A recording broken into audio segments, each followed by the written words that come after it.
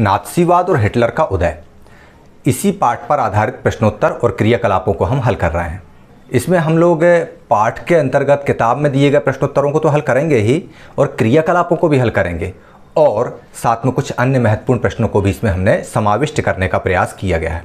जैसे यहाँ पर शुरुआत में आप लोगों को ये देखिए लिंक, यहाँ पर कुछ लिंक्स दिखाई दे रही हैं। ये जो आपको यहाँ पर बॉक्स, नीले रंग के बॉक्स के अंदर ये 6 लिंक दिखाई दे रही हैं, ये नाजीवाद और हिटलर का उदय अध्याय के अंतर्गत ई क्लास व मनीष सर के द्वारा जो वीडियोस बनाए गए हैं उनकी लिंक है।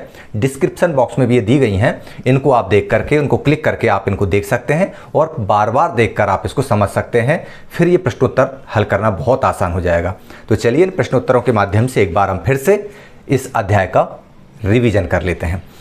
कुछ महत्वपूर्ण तथ्य हैं जो आप लोगों के सामने यहाँ पर लेके आए हैं। जैसे पहला विश्व युद्ध 1914 से 18 तक लड़ा, वर्साय की संधि पर हस्ताक्षर जून 1919 में हुए थे, वाइमर गणराज्य के लोगों ने इस पर हस्ताक्षर किए थे, हिटलर का जन्म कब हुआ, इस तरह की कुछ महत्वपूर्ण तथ्यों को हमने इसमें समाविष्ट किया हुआ है जो पेज नंबर 1 और 2 पर आप लोगों को दिखाई देंगे।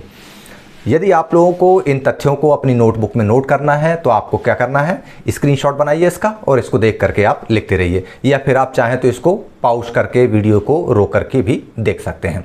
तो आगे 1 अंक वाले 20 प्रश्नों का संकलन यहाँ पर आपके सामने दिखाई दे रहा है। जैसे मित्र राष्ट्र कौन कौन थे, अमेरिका मित्र राष्ट्रों में कब शामिल हुआ, वाइमर गणराज्य को किस संधि पर हस्ताक्षर करना पड़े, हिटलर का जन्म कब और कहाँ हुआ, धुरी शक्तियों में कौन कौन से देश शामिल थे। इस तरह से ये लगभग 20 प्रश्न, 17वां प्रश्न दिया है, अति मुद्रास्फीति क्या थी, युंग फोक क्या था। ये 20 प्रश्न 1 अंक वाले हैं और 10 प्रश्न जो हैं ये हमने यहाँ पर लेकर आए हैं लघुत्तरी और दीर्घोत्तरी पैटर्न के हैं ये।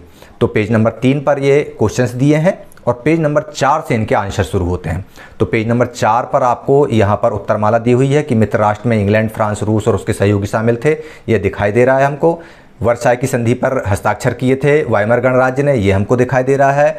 8वें क्वेश्चन में हमको धुरी राष्ट्र कौन कौन थे ये दिखाई दे रहा है। तो इस तरह से हम इसको बहुत अच्छे से हल कर सकते हैं। ये 20 प्रश्नों के उत्तर यहाँ पर दिए हुए हैं।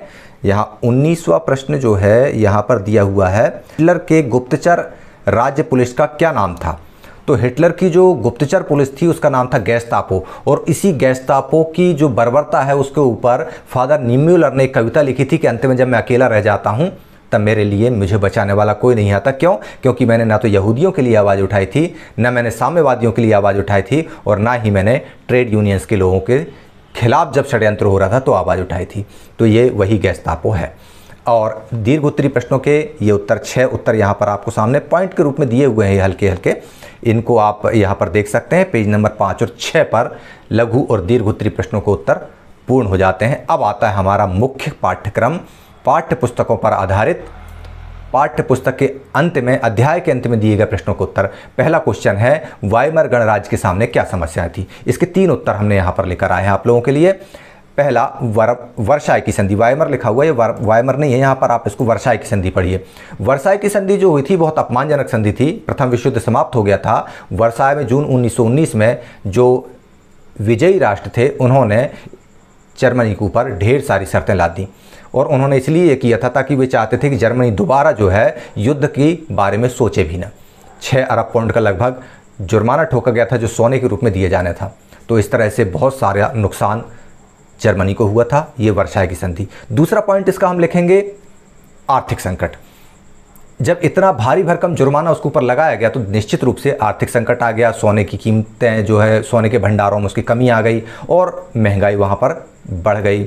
उसका जो जर्मन जो मुद्रा थी, जर्मन निशान कह रहे हैं हम, जर्मन मुद्रा जो थी उसका मूल्य बहुत ज़्यादा गिर गया था।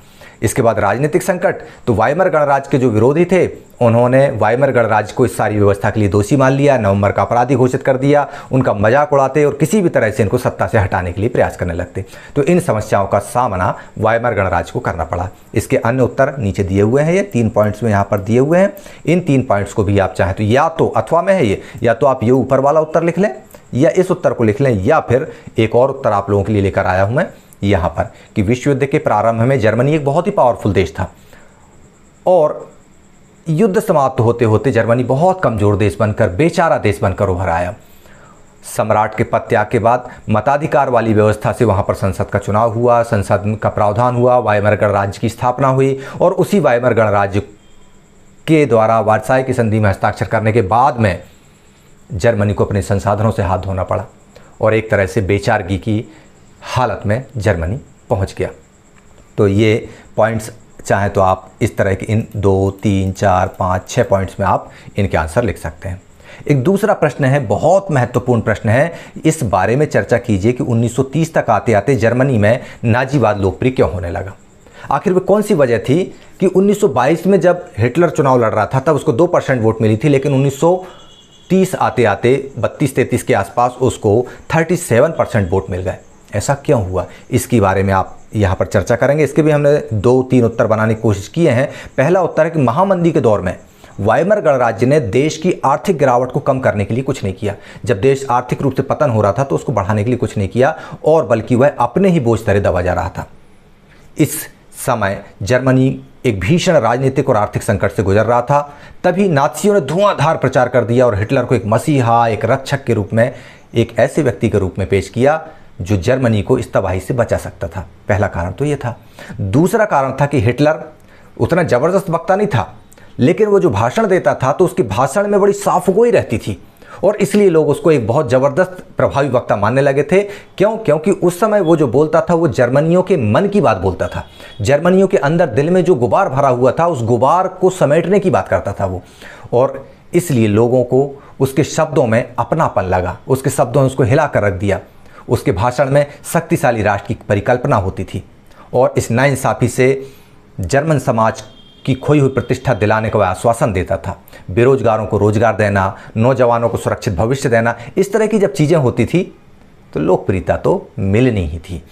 नाजीवाद का प्रचार जो प्रोपेगेंडा था वो भी ज़बरदस्त था। स्वास्थ्य छपे हुए लाल झंडे, नाज़ी सैल्यूट इस तरह का हुआ करता था सामने खड़े होकर के, और इसके बाद एक खास अंदाज में तालियों की गड़गड़ाहट। इससे क्या एक ऑरा बनता था, एक माहौल तैयार होता था और उस माहौल से उद्वेलित जनता हिटलर के मोहपाश में बंधी चली गई। नाजीवाद सफल हो गया।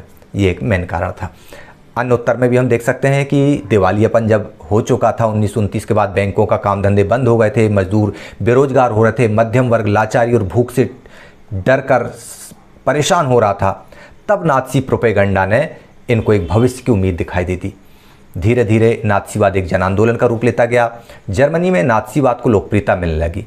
हिटलर के भाषणों में भी ये सारी चीज़ें मिलती थी। यही हमने पहले उसमें लिखा, उसको थोड़ा सा चेंज करके इस फॉर्मेट को दूसरा उत्तर लिख सकते हैं।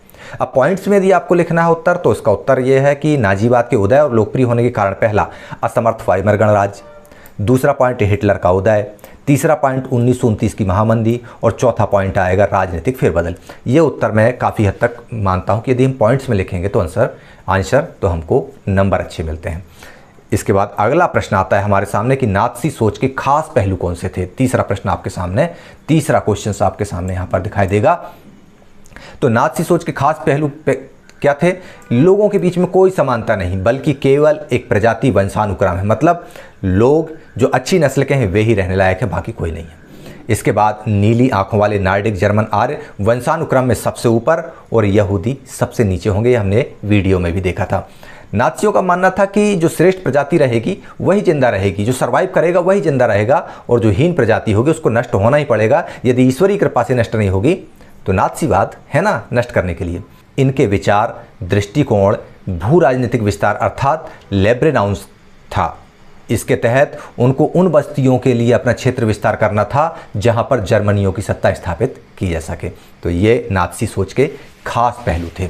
और उत्तर भी आपके सामने है। जैसे पॉइंट्स में यदि आपको उत्तर लिखना हो तो पहला पॉइंट्स है सभी समान नहीं होते, दूसरा चार्ल्स डार्विन और हार्बर्ट स्पेंसर का प्रभाव, तीसरा लेब्रेनाउन या जीवन परिधि की भू राजनीतिक अवधारणा, चौथा नाज़ी ही श्रेष्ठ है ये वाली सोच। ये क्वेश्चन आप लोगों के लिए ज़्यादा मुफीद होगा बजाय अन्य दो के।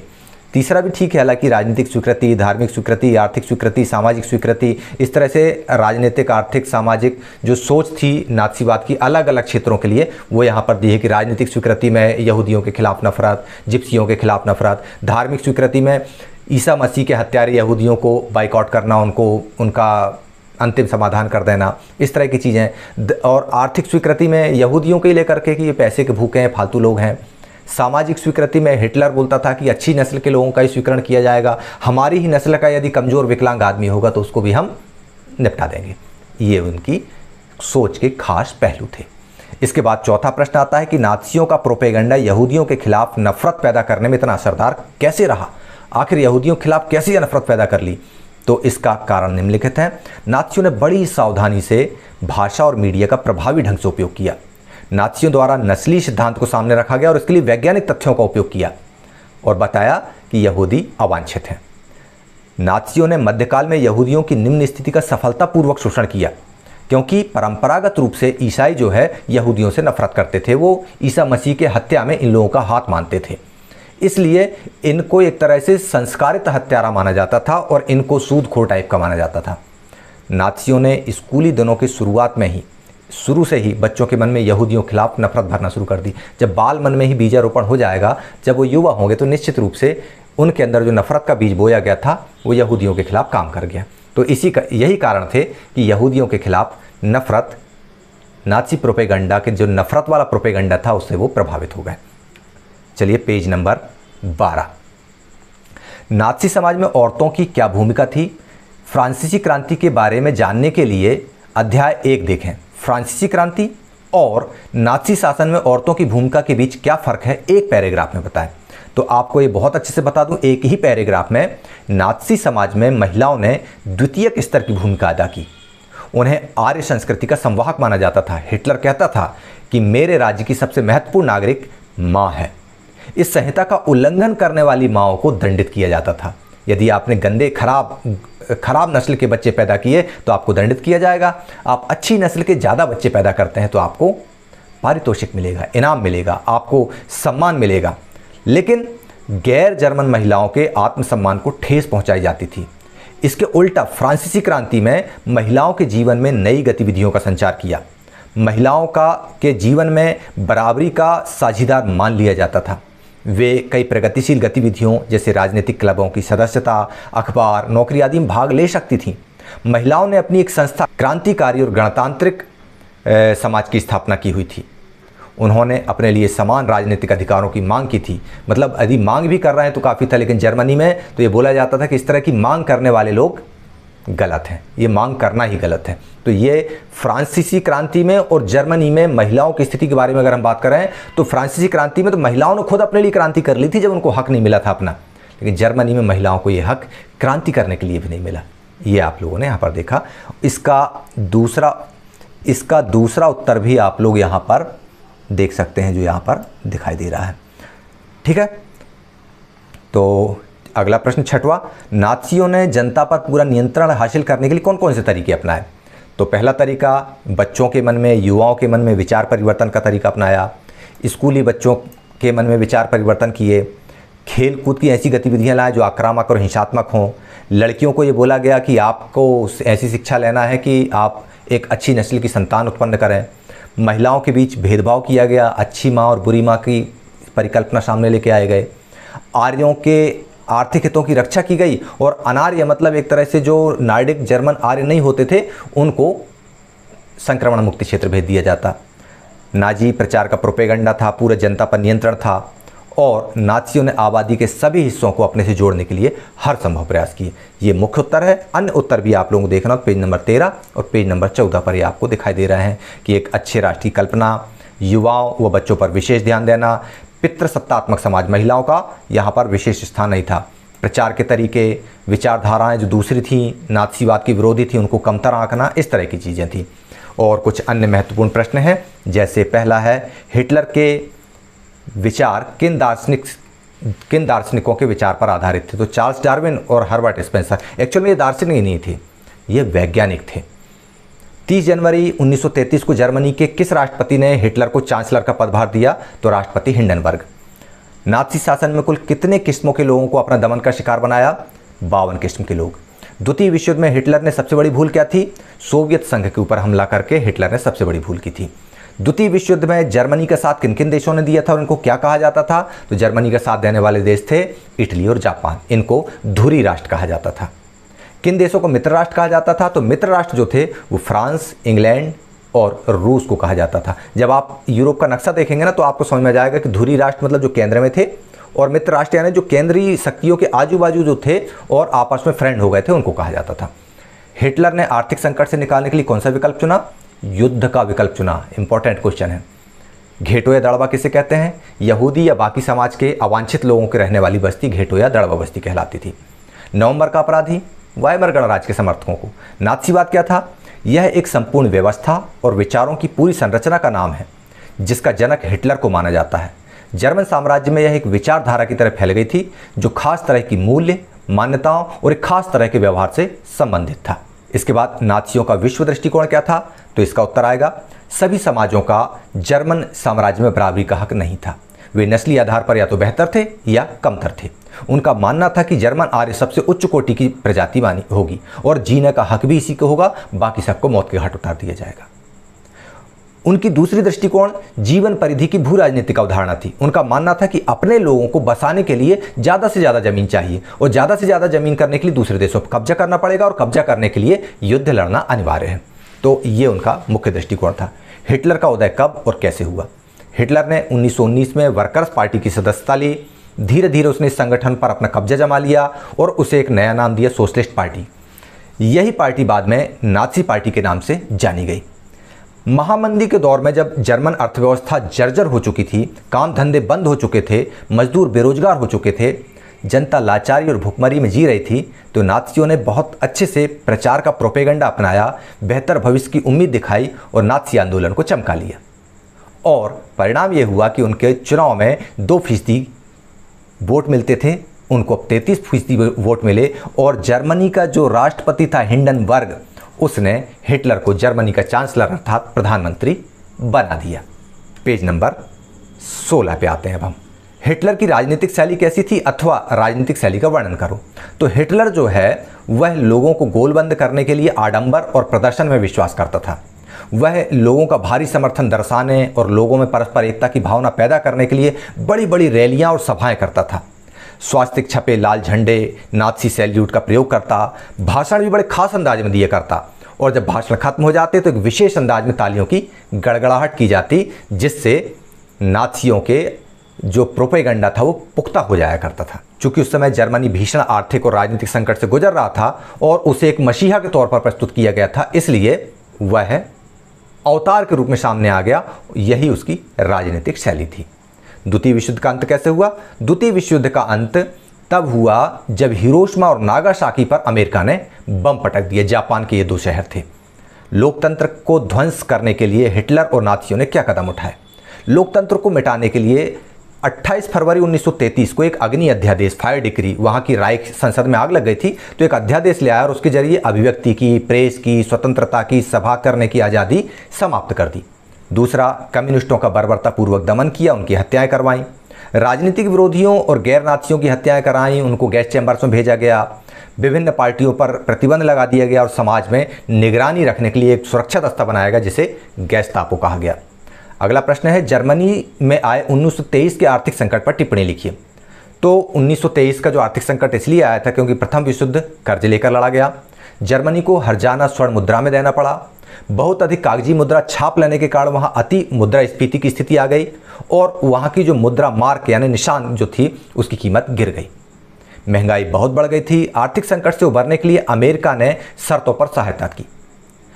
जर्मनी का कर्ज और हर्जाना न चुकाए जाने पर फ्रांसीसियों ने जर्मनी के प्रमुख औद्योगिक इलाका जो राइनलैंड पर कब्जा जमा लिया और उसके कोयले भंडार को अपने पास रख लिया। तो इस तरह से आर्थिक संकट जर्मनी में आया था। अगला प्रश्न है, जर्मनी में वाइमर गणराज्य की स्थापना के क्या कारण थे? वाइमर गणराज्य की विशेषताओं का वर्णन कीजिए। ये अच्छा प्रश्न है कि प्रथम विश्व युद्ध की समाप्ति के बाद जर्मनी पराजित हुआ।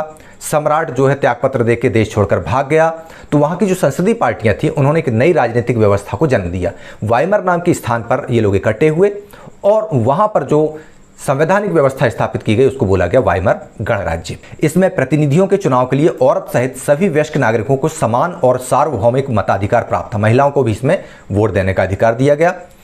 इसमें आनुपातिक चुनाव प्रणाली की व्यवस्था थी और धारा 18 के अंतर्गत राष्ट्रपति को आपातकाल लागू करने, नागरिक अधिकार रद्द करने और अध्यादेश जारी करने का अधिकार था। ये उसकी प्रमुख विशेषताएं थी। जर्मनी में जो नाजी जर्मनी था उसमें बच्चों और युवाओं के लिए क्या नीति अपनाई गई? तो बच्चों के लिए नाजी विचारधारा की जानकारी आवश्यक थी। उन्हें कठोर अनुशासन में रखने की शिक्षा दी जाती। अवांछित बच्चों को स्कूल से निकाल दिया जाता। जो बच्चे नाज़ी डीएनए टेस्ट पास करते उनको पाला पोसा जाता और अवांछित बच्चों को अनाथालय में सड़ने के लिए भेज दिया जाता। Page number 18। नाज़ी शिक्षा के लिए पाठ्यक्रम तैयार किया गया और वह पाठ्यक्रम हिटलर की मंशा के अनुरूप तैयार किया गया। खेल कूद में इस तरह की चीज़ें लाई गईं कि लोग आक्रामक और हिंसात्मक हो जाएं। जर्मन बच्चे और युवा राष्ट्रीय समाजवाद की भावनाओं से लैस करने की जिम्मेदारी नाजीवादी युवा संगठन जैसे हिटलर यूथ, युंग फोक इत्यादि को सौंपी गई। तो ये प्रश्न का उत्तर हो गया। इसके बाद आता है नाज़ियों द्वारा यहूदियों के साथ कैसा बर्ताव किया गया। तो पहले तो नाज़ियों द्वारा यहूदियों को नागरिकता से बेदखल किया गया। उनसे कहा गया कि आपको जर्मन्स के बीच रहने का कोई अधिकार नहीं है। कई कानूनी उपाय करके उनको सरकारी सेवाओं से निकाल दिया। उनके व्यापारों का, उनके उद्योग धंधों का बहिष्कार किया। उनकी संपत्ति रद्द कर दी, संपत्ति जब्त कर ली, उनको बेच दिया, नीलाम कर दिया, लुटा दी गई, घर जला दिए गए। और यहूदियों को फिर हुक्म दिया गया कि आप डेविड का पीला सितारा अपनी छाती पे बांध के चलें, अपने घरों में निशान लगाकर चलें। उनके पासपोर्ट्स रद्द कर दिए गए। समूचे यूरोप के यहूदी मकानों, यातना घरों, घेटो बस्तियों में रहने वाले यहूदियों को मालगाड़ियों में भर भर कर गैस चैम्बरों में, मौत के कारखानों में ले जाया जाने लगा। इस तरह से यहूदियों के साथ बहुत ही बर्बरतापूर्वक अमानवीय व्यवहार किया गया। कत्लेआम उनका मचाया गया, जिसे होलोकॉस्ट या महाध्वंस भी कहा गया है। महात्मा गांधी ने एडोल्फ हिटलर को क्या नसीहत दी? एक महत्वपूर्ण प्रश्न है, एग्जाम में आ सकता है। महात्मा गांधी ने पत्र के माध्यम से एडोल्फ हिटलर को नसीहत दी कि हमें अहिंसा के रूप में एक ऐसी शक्ति प्राप्त हो गई है जिसे यदि संगठित कर लिया जाए तो वह संसार भर की प्रबलतम हिंसात्मक शक्तियों का गठजोड़ के साथ मुकाबला कर सकती है। ये संदेश दिया। कार्ल मार्क्स कौन था? कार्ल मार्क्स एक जर्मन यहूदी था जो इंग्लैंड में रहता था और उसका विचार था साम्यवादी विचारधारा उसने स्थापित की थी। उसकी एक रचना थी दास कैपिटल। उस दास कैपिटल के आधार पर ही रूस में आज साम्यवादी व्यवस्था है। रूसी क्रांति का मुख्य आधार कार्ल मार्क्स के विचार ही थे। अति लघु उत्तरीय प्रश्नों में देखते हैं हम कि नाज़ी सरकार ने सर्वाधिक अत्याचार के समुदाय पर किए यहूदियों पर। अमेरिका ने हिरोशिमा पर बम गिराया। हिटलर ने आत्महत्या कब की? 30 अप्रैल को 1945 में। हिटलर ने पोलैंड पर हमला कब किया? 1 सितंबर 1939 को। इसी से द्वितीय विश्व युद्ध का आरंभ हुआ था। ब्रिटेन के प्रधानमंत्री चैम्बरलेन ने तुष्टीकरण की नीति को बढ़ावा दिया। ये छोटे छोटे प्रश्न हैं। चलिए पेज नंबर 20 पर, पेज नंबर 20 और 21 पर आपको ये छोटे छोटे प्रश्न दिए हुए हैं। इन प्रश्नों को घेटो बस्तियाँ क्या थी, जर्मन संसद का नाम क्या था, ये इंपॉर्टेंट क्वेश्चन है। हिटलर की विदेश नीति के 2 प्रमुख उद्देश्य क्या हैं, हिटलर का जन्म कहाँ हुआ, नाज़ी यूथ लीग क्या थी, युंग फोक क्या था। इन प्रश्नों के उत्तर आप इससे नोट कर सकते हैं। और भी ये हैं 23वां प्रश्न, 25वां, 24, 26 इनेबलिंग एक्ट क्या था? तानाशाही को स्थापित करने वाले विशेषाधिकार अधिनियम को इनेबलिंग एक्ट कहा गया। पेज नंबर 21 के बाद पेज नंबर 22 लघु उत्तरीय प्रश्न। महामंदी में ने नाजीवाद को जन आंदोलन बनाने में क्या भूमिका निभाई? महामंदी के कारण तो सारा सब कुछ हुआ था कि 1930 के दशक में जब नाजीवाद लोकप्रिय नहीं था, लेकिन जब मंदी आई और हिटलर को बोला गया कि मसीहा है, यही मंदी से उबार सकता है, तब ये स्थितियाँ आई। तो ये आपको जन सामान्य की नाजीवाद के प्रति क्या धारणा थी, विशेषाधिकार अधिनियम के प्रावधान क्या थे, ये 3-4 प्रावधान आप लोगों के लिए यहाँ पर सामने लेके आए हैं। इन प्रावधान को आप लोग हल करिएगा। पहला प्रावधान है नाजियों और उनके सहयोगियों को छोड़कर सभी राजनीतिक दलों पर प्रतिबंध लगाना। अर्थव्यवस्था, मीडिया, सेना, न्यायपालिका पर पूर्ण रूप से राज्य का नियंत्रण स्थापित करना। जर्मनी में तानाशाही को स्थापित करना और संसद की शक्ति को किनारे कर देना। वर्साई की संधि की 4 प्रमुख शर्तें ये दी हुई हैं। बार बार हम इसी चीज़ पर चर्चा करते आ रहे हैं कि क्या शर्तें थी। फिर नाजीवाद की मुख्य विजय के कारण पहला, और ये अन्य कारण दिए हुए हैं। ये 5 कारण आपके सामने यहाँ पर दिए हुए हैं। नाज़ीवाद शासन में वांछित बच्चों को जन्म देने वाली माताओं को किस प्रकार पुरस्कृत किया जाता था? ऐसी माताओं को हॉस्पिटल में विशेष सुविधा मिलती थी, सामान खरीदने में छूट मिलती थी, थिएटर और रेलगाड़ी के टिकट सस्ते मिलते थे, उनको पदक भी मिलते थे, स्वर्ण पदक, रजत पदक, कांस्य पदक इत्यादि। यहूदी लोग से घृणा क्यों करते थे नाज़ी? तो उसका कारण हम पहले भी चर्चा कर चुके हैं और इन 5 बिंदुओं में आप इनको देखकर भी समझ सकते हैं।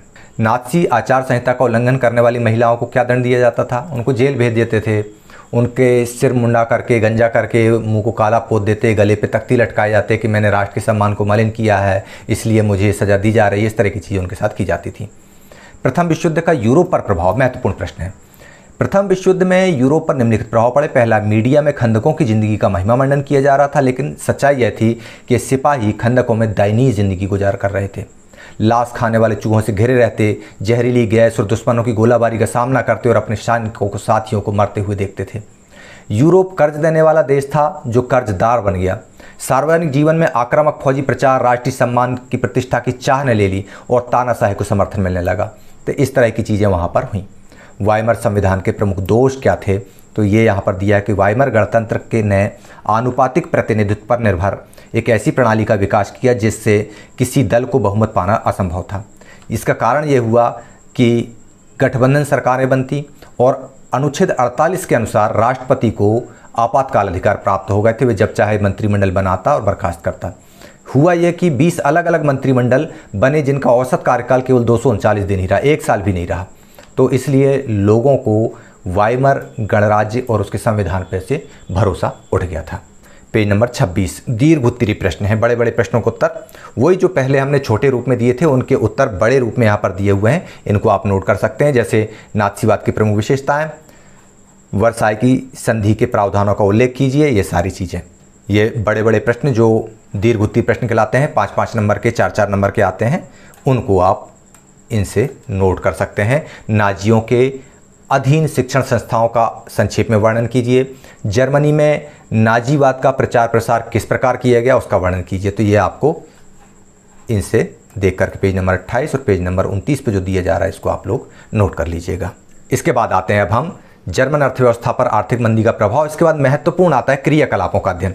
तो ये क्रियाकलापों में आप देखिए कि पहला क्रियाकलाप हम आपके लिए लेकर आए हैं। एक पन्ने में जर्मनी का इतिहास लिखिए। किस नज़र से? स्कूली बच्चे की नज़र से, यातना घर से बचे हुए यहूदी की नज़र से और नाज़ी शासन के राजनीतिक विरोधी की नज़र से। तो सबसे पहले एक स्कूली बच्चे की नज़र से। हिटलर अपने नाज़ी विचारों को स्थापित करने बच्चों और युवाओं की मनोदशा को बदल देना चाहता था। सभी स्कूलों में भीतर और बाहर बच्चों पर नाज़ियों द्वारा बुरी तरह नियंत्रण रखा गया था। यहूदी और राजनीतिक रूप से अविश्वसनीय लोगों को, टीचर्स को नौकरी से निकाल दिया गया था। यहूदी और जर्मन बच्चों को अलग अलग बैठाया जाता था। बाद में यहूदी, जिप्सी और अन्य अवांछनीय विकलांग बच्चों को स्कूल से हटा दिया गया और जो जर्मन बच्चे स्कूल में पढ़ते उनको नाज़ी शिक्षा से गुजरना होता था। स्कूली बच्चों को सिखाया जाता कि वे वफादार बने, हिटलर की पूजा करें। और जब हिटलर ने आत्महत्या की तो बच्चों के माता पिता जो हिटलर को देवता मानते थे उन्होंने भी अपने आप को ख़त्म करने लगा, जैसे हेलमुट के पिता ने किया। ये स्कूली बच्चे की नज़र से इतिहास। अब यातना घर से बचे यहूदी की नज़र में ये 4 पॉइंट्स का इतिहास यहाँ पर है, ये आप लोग लिख सकते हैं। 27 जनवरी 1945 को जब सोवियत सैनिकों ने आउटविट्स की यातना शिविर में आज़ाद कराया तब वहाँ पर अनुमानित 10 लाख लोगों की हत्या हुई थी। उनमें से बहुत सारे यहूदी बच के आए। जिंदा बच निकले यहूदियों में एक महिला के अनुसार, मैं हर दिन सवेरे उन भयानक हालात को याद करती हूँ और बताती कि लेबर कैंप में नंगे पैर बर्फ पर चलने को मजबूर किया जाता था। बहुत ज़्यादा सर्दी होती थी, बहुत ही ज़्यादा। मुझे कभी गर्मी नहीं लगी, आज तक गर्मी नहीं मिली। इस तरह की बातें यहूदियों ने अपनी डायरियों में लिखी हुई हैं। नाज़ी शासन के विरोधी के रूप में अगर हम बात करें तो शुरुआती दौर में विरोधियों का कत्लेआम ही किया था इन्होंने। इसके बाद क्रियाकलाप नंबर 2 आता है। कल्पना कीजिए कि आप हेलमुट हैं, स्कूल में आपके बहुत सारे दोस्त यहूदी हैं। आपका मानना है कि यहूदी खराब नहीं होते, अपने पिता को पत्र लिखो इस बारे में। तो लिखता है, पूज्य पिताजी, सादर प्रणाम। पिताजी, विगत कुछ वर्षों से मैं महसूस कर रहा हूं कि आप मेरे विद्यालय में मेरे साथ पढ़ाई कर रहे यहूदी मित्रों और उनके माता पिता को अवांछित मानते आ रहे हैं और उनकी हत्या भी की जा रही है। पिताजी, यह जो कुछ भी हो रहा है यह ठीक नहीं हो रहा है। यहूदी बच्चे भी मेरी तरह ही मासूम और पढ़ाई लिखाई में मन लगाने वाले होते हैं। वे भी पढ़ लिख कर बड़ा होकर जर्मनी के विकास में योगदान देना चाहते हैं। पिताजी, संख्या बल में अधिक हो जाने मात्र से हम जर्मनों को यहूदियों को मिटा देने का अधिकार नहीं मिल जाता। इस तरह की बातें लिख दी जाती हैं। अतः पूज्य पिताजी, मेरे सभी यहूदी मित्र बहुत अच्छे मित्र हैं। हमारी मित्रता हमेशा पवित्र बनी रहे, इसमें आप भी सहयोग करें। आपका पुत्र हेलमुट। ये देखिए क्रियाकलाप 3। उस पार्टी का नाम बताइए जिसका संबंध इस चिन्ह से था। उस पार्टी का संस्थापक कौन था? तो ये बताने की ज़रूरत ही नहीं है। फिर ये देखिए, फादर निम्यूलर है, उसकी कविता दी हुई है और संदेश की व्याख्या, इसको हमने बहुत अच्छे से देख चुके हैं। ये देखिए, यह पृथ्वी ना तो किसी को हिस्से में मिली है ना तोहफे में। ये वाला जो पैराग्राफ किताब में दिया हुआ है